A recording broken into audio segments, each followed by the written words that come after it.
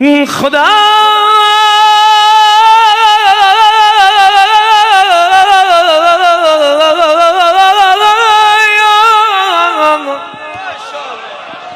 که جنتی توصیف edipti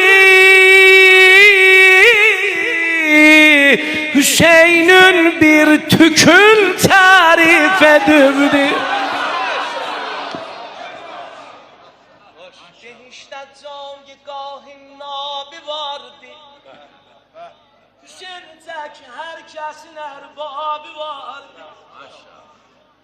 Değer besli Hüseyin'in 105'ten onu tapsan kedirsen düz behişten.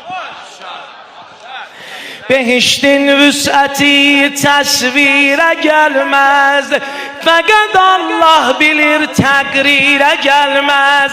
Behiştin garne ziba zeyni vardı, ne kadri kasr o hurul eyni vardı.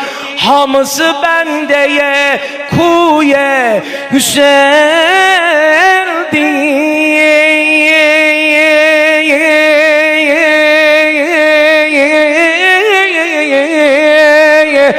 Behiştin cilvesi ruye Hüseyin'di.